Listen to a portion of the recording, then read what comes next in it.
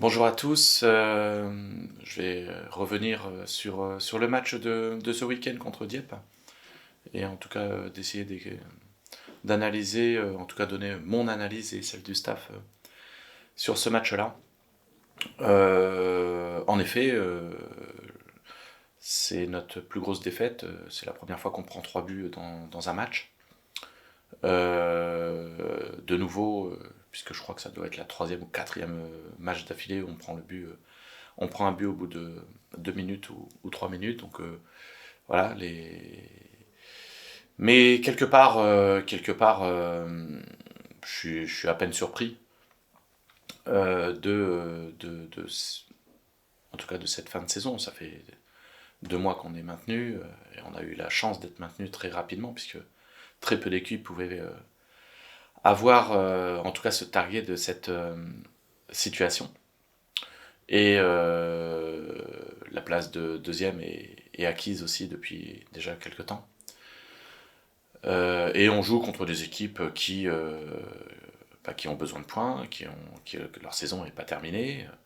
Et comme je l'avais expliqué la semaine dernière, pour préparer le match de Dieppe, voilà, il y a deux façons de voir les choses. Il y a la première de faire le match qu'il faut, dans l'engagement, dans, la, dans les efforts consentis, notamment défensifs. Et auquel cas, on pourrait faire jeu égal avec une équipe avec autant de qualité que Dieppe. Et puis, il y a il y avait un autre scénario possible, c'était qu'on prenne le match vraiment en dilettante. Et le score aurait pu être de 4-0. En tout cas, c'est ce que j'avais pronostiqué 4-0 avant le match. Si on n'était pas dans une configuration de faire le match qu'il faut. Voilà. Parce que la différence de motivation, la différence de détermination, la différence d'engagement, la différence de faire les efforts ensemble, la différence était trop forte entre une équipe qui a plus rien à jouer depuis des mois et qui est amputée depuis des mois aussi de la meilleure équipe, c'est-à-dire que la concurrence n'existe plus. Le fait de gagner sa place à l'entraînement n'existe plus. Parce que on a fait un choix de mettre des joueurs avec l'équipe réserve afin de pouvoir la faire monter. Donc c'est pas illogique non plus que ça se passe comme ça. Et contre une équipe qui a autant de qualité que celle de Dieppe, forcément, les différences sont faites. Elles ont été faites au bout de 5 minutes. Le deuxième et troisième but arrivant juste avant la mi-temps, 3-0 à la mi-temps, le match était plié. Alors on peut laisser penser que la deuxième mi-temps a été meilleure, mais c'est essentiellement parce que Dieppe n'avait plus rien à prouver. Eux, ils avaient besoin des 3 points pour se maintenir, pour se mettre sur le podium. Et qu'à 3-0 à la mi-temps, ils n'avaient plus qu'à gérer la deuxième mi-temps comme ils l'ont fait. Donc on a eu la sensation d'être un petit peu revenu dans le match, mais loin s'en faut. Je pense que c'est plus l'équipe de Dieppe qui nous a laissé la possibilité de revenir dans ce match-là, même si on a eu quelques petites situations qui auraient pu nous permettre de réduire l'écart. Mais l'écart sur ce match-là, il était à minima de 3 buts, parce que quand on peut pas faire un match avec aussi peu d'engagement, aussi peu de détermination, aussi peu d'organisation, aussi peu de déchets techniques, aussi peu de qualité dans le jeu. Voilà, on est depuis déjà pas mal de semaines la tête ailleurs. Et beaucoup sont sur d'autres projets, ou en tout cas ont déjà anticipé la saison prochaine. Et puis on est, même si l'équipe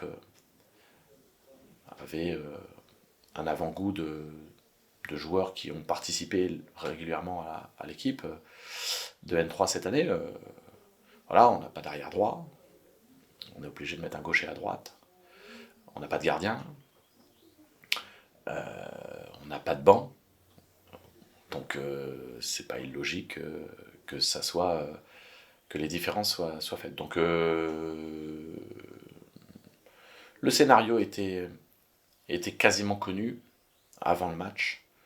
On n'a pas été capable de se mettre à niveau dans l'impact. Mais ça va avec ce qu'on vit à l'entraînement, hein. Ça fait presque un mois que on est sur un effectif excessivement réduit à l'entraînement, donc on s'entraîne plus beaucoup, ou très peu. Enfin, c'est pas qu'on s'entraîne plus beaucoup, mais c'est qu'on peut plus travailler comme on le faisait, comme on l'a fait pendant 8-9 mois.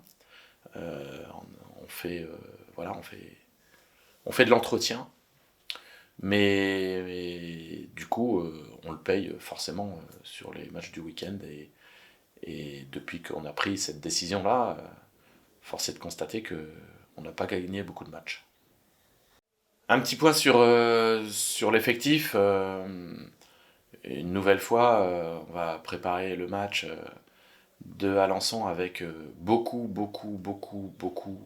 énormément d'absents, puisque, sans parler de Maru, Goba et Twissi qui seront out jusqu'à la fin de saison, se rajoutent Sopromadze qui est sorti ce week-end et qui vraisemblablement n'aura pas la possibilité de rejouer d'ici la fin de saison. Dans les incertains, il y a toujours il y a Hachi qui s'est rajouté parce qu'il a ressenti des douleurs à la cuisse. Un certain aussi Anthony Decono qui n'est pas là cette semaine pour raison personnelle, on va dire ça comme ça. Et puis donc je sais pas quand il rentrera sur Caen et s'il sera disponible ce week-end. Betfian qui est toujours parvenu à l'entraînement alors que le médecin lui a préconisé de revenir à partir du 24. On est aujourd'hui le 31 et on n'a toujours pas de nouvelles. En tout cas, il est parvenu à l'entraînement. Donc, pareil, une grosse incertitude sur sa participation. Et puis, on a toujours les absents pour différentes raisons, avec Diaz qui est en vacances, et puis les joueurs qui sont avec la R3, Ardouin, Gosnay et Valentin, plus Barry, voilà. Je crois que j'ai oublié personne, mais ça fait une équipe complète, il me semble. La bonne nouvelle, c'est que Max est revenu hier, donc Max Ronel, donc il va pouvoir participer à être dans une composition d'équipe et vraisemblablement contre Alençon, puisqu'on est toujours tenu à 3 joueurs à plus de 10 matchs avec l'équipe réserve. Allez, on va se projeter sur le match de ce week-end contre Alençon. En effet, il n'y a pas, y a rien à. C'est un match qui va, entre guillemets, compter pour pas grand-chose, puisque Alençon, avec sa victoire contre Cancovie, a assuré son maintien.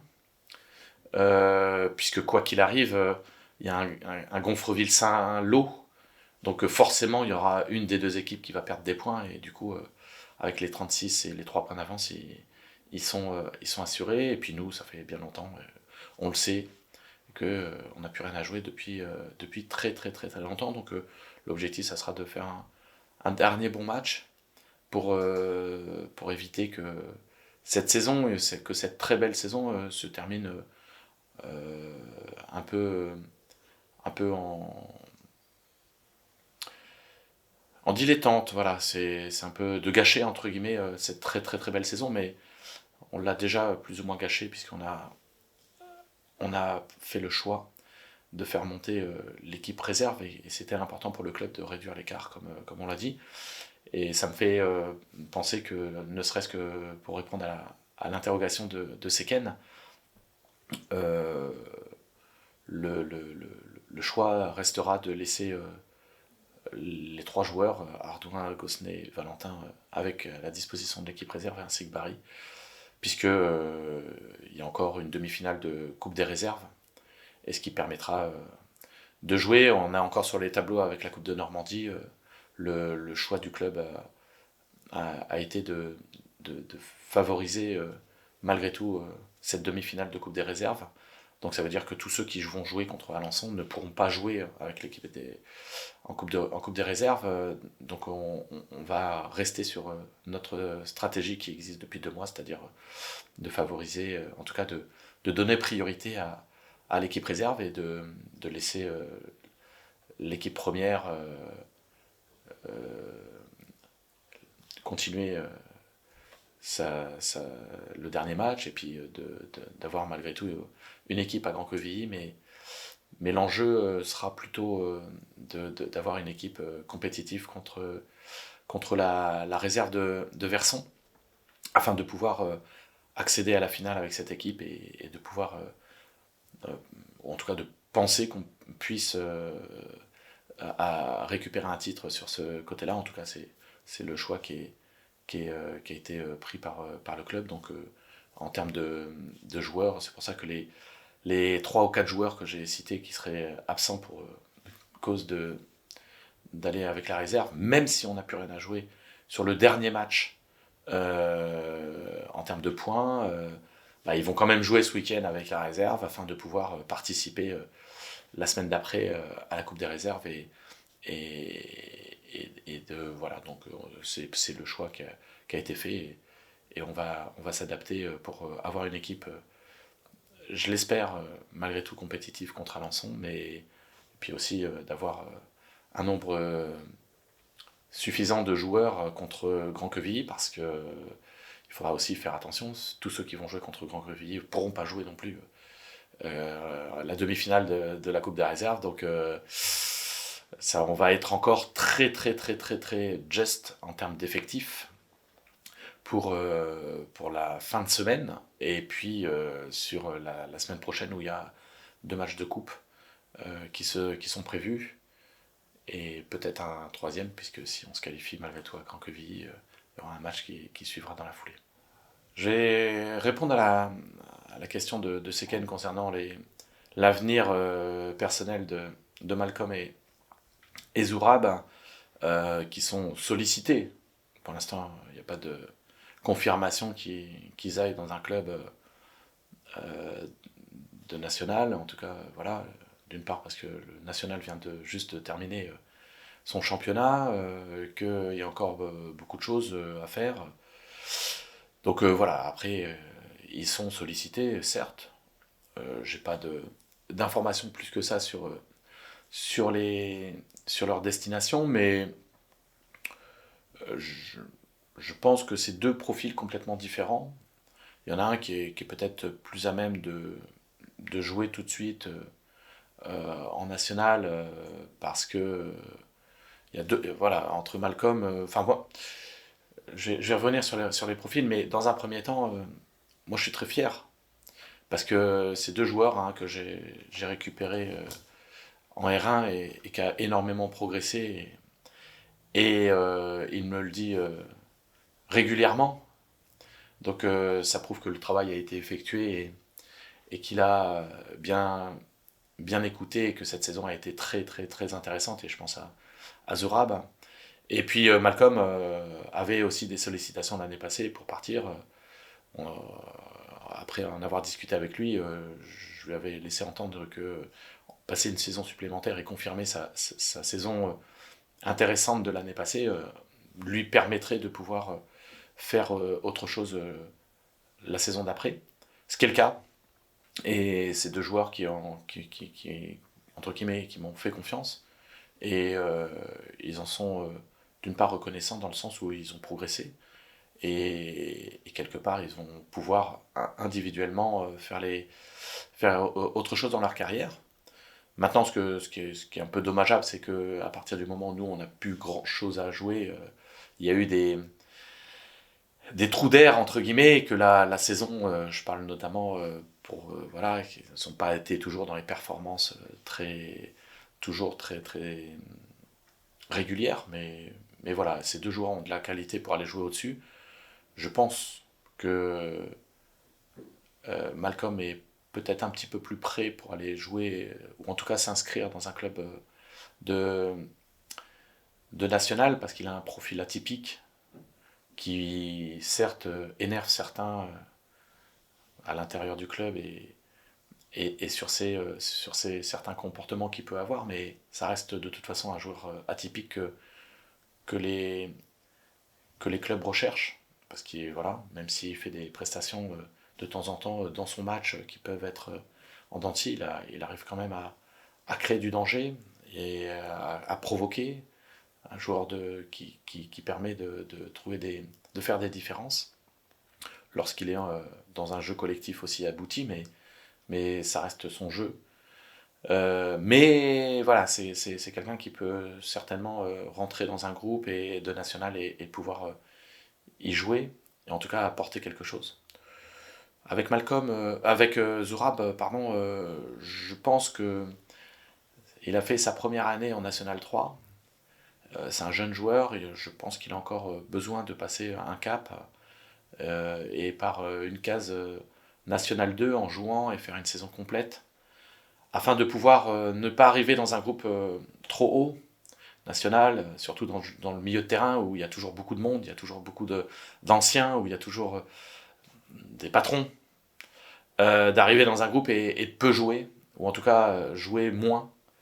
Et je pense que le choix, alors s'il y va, j'ai confiance en lui, il pourra faire un certain nombre de matchs, mais je pense que un passage dans un club de National 2 qui lui permette de pouvoir jouer régulièrement tous les matchs, 90 minutes, de tout ça, et ça lui permettra la saison qui suit, un peu comme Malcolm cette année.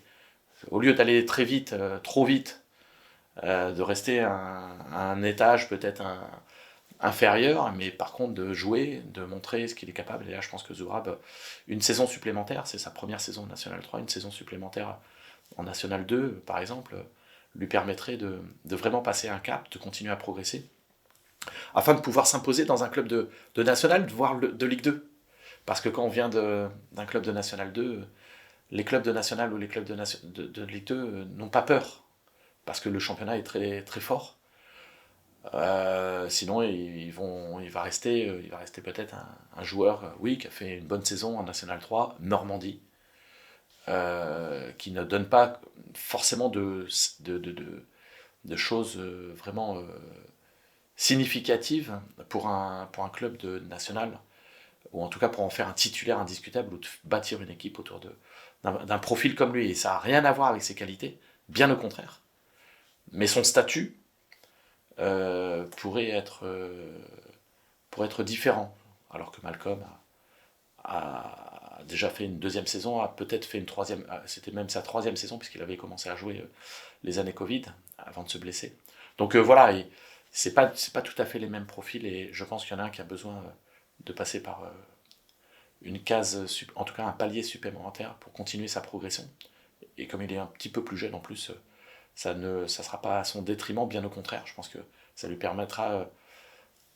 Vaut mieux faire une saison complète en National 2 que de faire une partie de match ou de jouer peu en National. Parce que derrière, tout le monde nous oublie. Dans un monde très concurrentiel, vaut mieux jouer. Et des fois, vaut mieux jouer un petit chouïa